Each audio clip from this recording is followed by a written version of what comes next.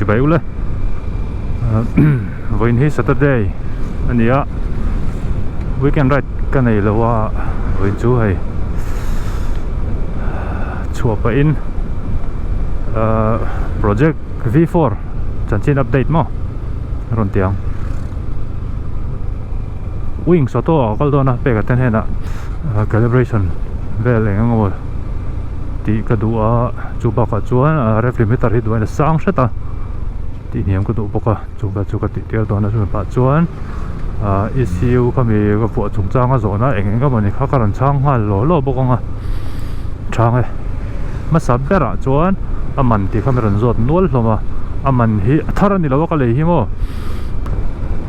thar mình hi ECU top hi electronic ECU top hi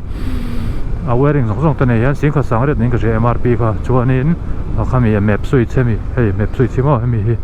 hemi hi sang khách sang về nghe cái sự tiếng tắt chiếc là vợ mình cả sẽ chút anh nhớ kami nên cả cho nó vài xin hi board về mình thì đã đi chú tiếng mày em thì khoan cho nên electronic sim mà hi India xiêm mình nhớ India Race Dynamic hậu xiêm mình nhớ Bengaluru aku ran oma ku tanga ran chuak khuni Race Dynamic ho siam ania ECU sang an siama ho zo na chumi po chu ni ngala chumi bike tan chuan man ve tur OMT kha omnul boka bike sang mil hin siama aron 5 po BS4 te BS6 te om chota ka bike hi BS6 ta tur aron 5 V3 BS6 ta tur ami kha ka manga V4 po po man te thowa chỉ trong ổn bike chỉ trong mil tour baka tin man trom top kha chi lo chu bangin bike trong mil tour an siam vek ti la om deuh vek ang karing wing so to hi dealer an ya authorized dealer ta chuan ka vokal lang e voina chuan performance sung chang hian in kala tan tam vak lo ni ka vo tangin ni thum na mi ve chau la ni experience nge kan nge dang lam na ti kha soi ve don ni la atir phata tang khanin ka ngai bel nge chu ka shelo azia don ria win ka sia hemi mapping 1 hi ka phang deuh tang puya hemi low range RPM le mid range vela hianin thok thadeu ria wa siat na ka nei ka bai khi tho thang tha tar ria in ka sia ma lir du ta phian in ka sia ka ngai belem ka te ma se ngai bel lo tura chun ka ngai hemi ame phi du angin software mangin la tiun dang lam vek theya mapping 1 le 2 hi ati dang lam ve theya chuan mapping 1 hi map 1 hi hemi low range le mid range RPM power pe thadeu lek tura tiun ania chu stock ko ron company tanga ron tiun sa mo aron ken sa tina ni chu chuan map 2 hi hemi low range le higher range RPM ma tem aggressive tiun de lek ania map 2 hi race tiun ang ni ber chu manual ka chuan race le hemi map 1 hi race intia map 2 hi race plus intia map 2 hi chu racing dedicated ve deuh lek RPM sang tak powa thok thatur power pe thatur anga tiun ni deuhin ka sia dan chuanin ana tholang sar deuh pakhata bok chuanin ref limiter hi stock hi chu 11500 he ti level hen limiter in ron kat ta kha in son ta 1000 RPM min ron in son sanga portrait issue hian in ref limiter kha 12500 RPM aron in upsa ti na ri chu company tanga ron kenin kha pokhala ti dang lam theya du chuan heta ai sang bo theya ai ne wa bo thei thowa omzia chuan ref limiter aron san pha ref sang thei ti na chu ma se ref sang ngot kha thaber san lowa kan man dan tura zirin chu wang vena po hian ke pon altimeter hi toina sang ma ka ti niam ti rang stock ang ve lamo ai sang setina mo da tir la thang kha kan soi zau le tai la ref sang lu tu kha engine hami rpm a vir chak zong mo asan le lu tu khan in engine na tur ve theya ka han her thleng kher chong lo ma se her thlen pal chang te kha lo om ta kin ti thua tlemin engine stress na salo de la kha ka du wangin ti niam tir ka du a engkimi stock va kalan nia engine he bearing te po khatiang em ma sang tura duan ref vir tura duan khan chi lo the chu wangin engine ka stress du vak lo awangin tlemin ti niam la thang ka te a chu kan ting halang traffic jam reng mai bong kon chu chuanin daino te po chong chuang ini kha chu daino te po la kalpui la thang kan te na kina rem changa tlema fine tune tak tak turin mo performance pe tha theyang ber turin en kami a mapping kha thak dang lam kon na sat thei khop mai a an mani hian website ta hianin software an da chu free software ang chi free license software download tur oma chuan laptop ne na thun zomin ma ni in du chuan a thak dang lam theya ma se laptop ka nei lowa baka ka lo khoi lem lo wangin ti ngot kha ka du chi lowa min ti enga moti sol pa te po lo ma rev limiter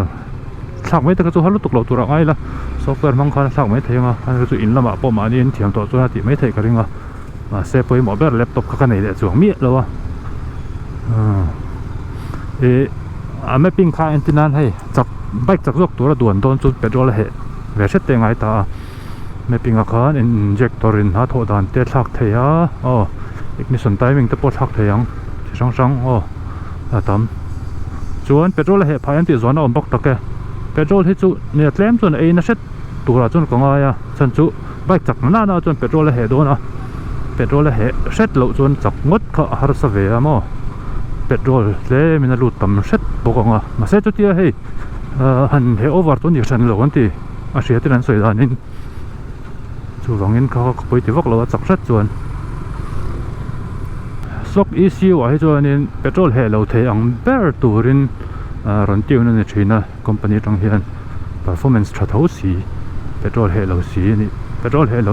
ani ka chuan injector khan petrol aron pelut tlem don ti ai ta ni engine a kha aftermarket ECU kan man chuan khan te kha thak lang dang lam theya petrol te lut tam setanga chuan khati ka shari lutuk big lo ka hriat angang kan share cheu ni chu engine na tuarem ti kha chu te han tuar ngal vut tur chu ni san lo nga ma se stock ECY te chuanin a rei tak taka te chuan enge dang lam na te chu nei ve de ma na ma se chu tia hriat tham khop tura han lang phut tur chu na tor vak ring lem lo wa ani turang kan set felanga ECU vel chu chuan duang ani huna stock R5 V4 le aftermarket ECU wa V4 nge in thawna ti ta bo kan la te sang chu thian pa hian an neya thian pa me sa bike ne mo kan la te sang nge in thawna interesting tho view don ania chuan hami portronic hami an mani website a khanin a bike a man tur bik mapping om sa free flow exhaust vua mapping lot tur bik te khatin te ka download tur om sa ve ka khang te po ka download ta free flow exhaust vua don chuan chu man tur chu man thei chung ve te chu om sa thakop mai pe ka doren kal dok in va khar ma ve in vain khar ma ve voin chu ni tak nu don ve chu puing sai ka kal lok don khong ai bai ni chu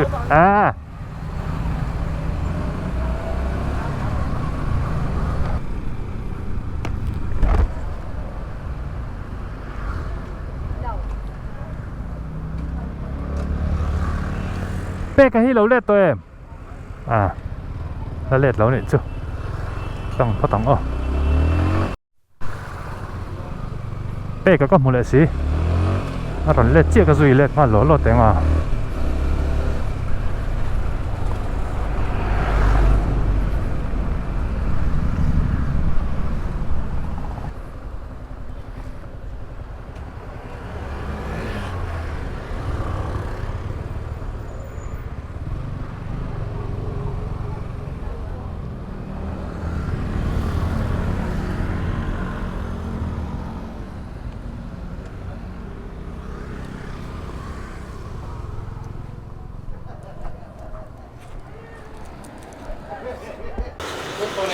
tụi này hiền wing số to cái nôm bé cái chuan cái bike chơi cái hàng chỉ về đó này ECU có mi powertronic ECU cả cái vô top rồi mà ta em mất calibration là thứ đằng là tí em lâu nè hay mi hit hay phần top lắm mà hơi họ khăn được về bộ phần top thế chuan tụi này hiền laptop tracking calibration rồi cái tiếng chuan RPM limit cả cái tiền hiểm set bọc bằng số dùng số bên là cái gì cơ, sản phẩm cái hiện lúc tới mình chỉ sạc đồ na, travel tụi rằng hay mình ECU mong ở hiện hay mình USB connect cái tụi rồi mà cho connect cái mà, set vector trang cái mà,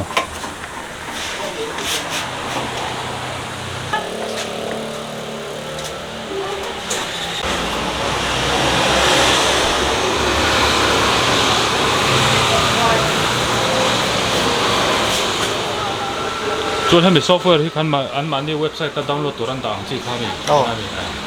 ส่วนเขาก็อัฟรีตาตรอมันนี่ดาวน์โหลดใช่ยาส่วนมันนี่คนส่วนก็ติดเลยอาจจะให้มีตัวเรียนเล่มา experience ในแบบตัวนักงานมันนี่ติดเดี๋ยวตบค่ะที่สอบเตะเรามาทักในตัวตั้มบางเรื่องก็จะวางอินรีสเวทตบจู่ซีรู้ตุกเราไม่เท่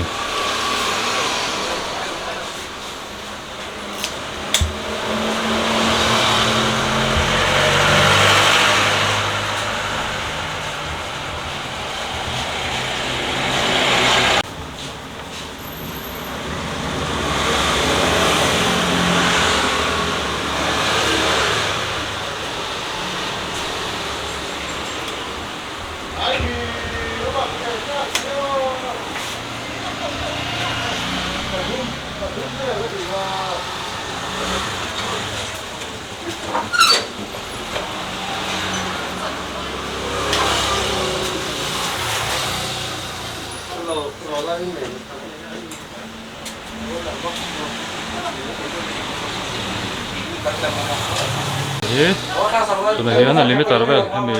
ref limiterเวลเซตน่าจูนิตาแต่เห็นฟิกร์อันชุดชินเวลงะชวนแต่ทั้งชวนอันดิกเลดีเรากันเทสเลยงะชวนกันดูดระกันเซตตบงะชวนดิกนี่ไหมกันเซตจะวันเทสงะ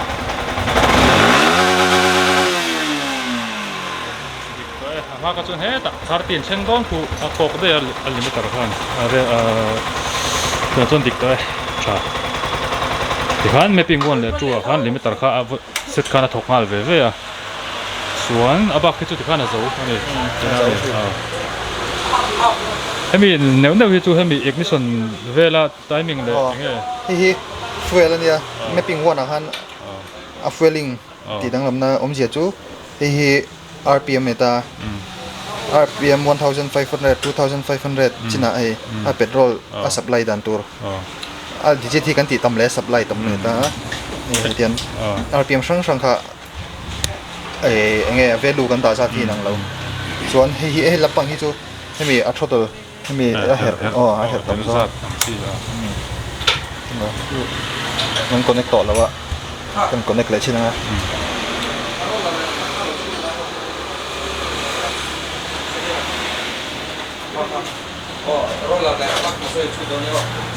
ข้าดูอังอินadjust เลยเดี๋ยวเข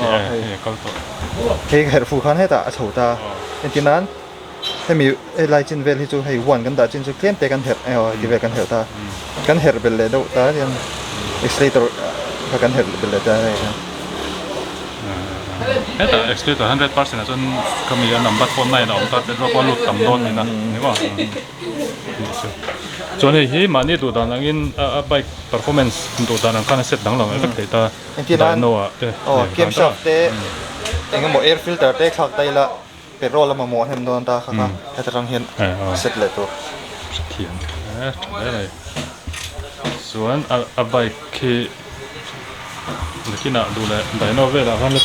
còn quý về trên chuyến phim là anh mình vào horsepower đánh ra chị nghe tệ chuột thì vào chuyện nó trái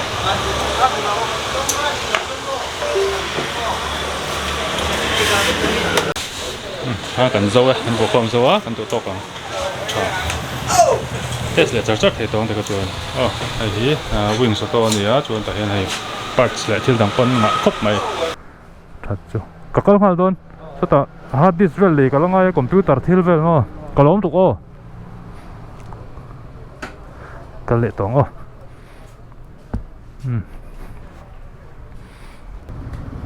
hey wing soto ani hi Petronas oil chachi distributor an nia hey nom na lai chu kelai zo plus ani ta a pia chi hi west side kan ila west side atanga tlan thak ram hlun lampang khan kong thang lampang khan wing sato ti lo om kul mai ang ta khan yen tu chuan lo veleng do to ne Petronas oil distributor an ni chuan hami ref limiter chu stock kan thak le to stock settings anga ref sang vak kher kha chul na ka shal tuk lo so yang khan engine stress ten na sam mai chu wangin stock ka chatok via we limit thleng kan thleng chung lo subscriber thar te point om ve zela kalom le mai ti kha kan soi le ani chuan to bera chuan wing sato te pe ka te min lo ti saka poisa pe ka tu ngai lo ti le hala free min ti sak le hala lo mom ta kani ni kha ECU man lai ang chi Powertronic ECU hi dealer authorized dealer an ni a nen atang khana le chhuat thaya chu adu ve nom chuan bike sang mil po om ko ti ka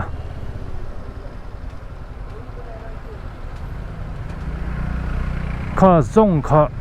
voin video chu ni sela next video tam chuan